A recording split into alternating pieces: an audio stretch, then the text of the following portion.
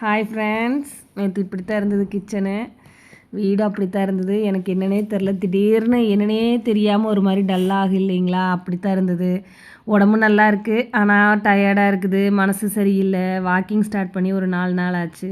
அந்த அப்டேட் அடுத்து போடுறேன். எதுவுமே செய்ய முடியல. பாப்பாவும் ஸ்கூலில் என்னமோ அவளுக்கு சரியில்லை, அங்கே ஏதோ அவளுக்கும் பிடிக்கல 2 நாள், அதனால் அழுதுகிட்டே இருந்தா.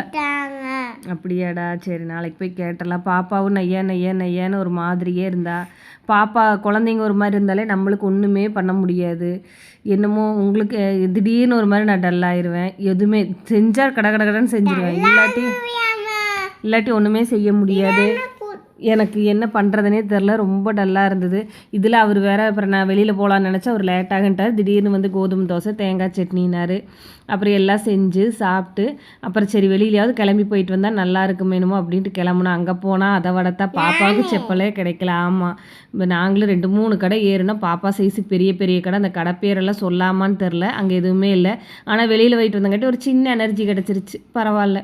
சரி இந்த கிச்சனை க்ளீன் பண்ணிடலாம் அப்படிங்கிற நினப்பில் மறுபடியும் உள்ளே வந்தால் தோணுச்சு. உங்களுக்கு யாராச்சும் கோயம்புத்தூரில் ஏதாச்சும் செப்பல் கடை எங்கே நல்லா இருக்குன்னு தெரிஞ்சால் சொல்லுங்கள் ஃப்ரெண்ட்ஸ். நிஜமாக தெரில, நாங்களும் சுற்றுனோம். எங்களுக்கு பிடிச்ச மாதிரி இல்லை பாப்பாவுக்கு பிடிச்ச மாதிரி செப்பல் எங்கேயுமே கடைசியாக வந்துட்டோம். என்னடா அது இன்றைக்கி இவ்வளோ நல்ல நாளாக, இதுக்கு மேலே இருக்க முடியாது.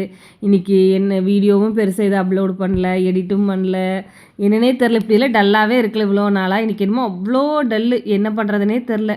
நீங்களே என்ன பண்ணுவீங்க இப்படி இருந்தால்? உங்களுக்கு இப்படி இருக்குமா? இவ்வளோ மெஸ்ஸியாக கிச்சனை உங்களாலே வச்சுக்க முடியுமா சொல்லுங்கள். வச்சுக்கவே முடியாது. அப்புறம் கோயம்புத்தூரில் எங்கேயாச்சும் இருந்தால் சொல்லுங்கள் ஃப்ரெண்ட்ஸ், மறக்காமல் கமெண்ட்ஸில் சொல்லுங்கள்.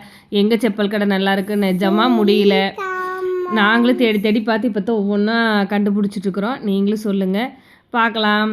இப்போ பாருங்கள், காலையில் வேலையை முடிச்சுட்டு கடன்னு இப்படித்தான் ஒரு புத்தி வந்தால் அப்படியே பளிச்சுன்னு இருக்கும். ஒரு பாத்திரம் கூட கிச்சனில் இருக்காது, கையோட கழுவி வைப்பேன். இருக்கிற அத்தனையும் எடுத்து போட்டு கழுவு. ஒரு புத்தி வந்தால் இப்படி தான் இருக்கும். நீங்களும் இப்படித்தானா ஃப்ரெண்ட்ஸ்? சொல்லுங்கள் கேர்ள்ஸ். பாய்.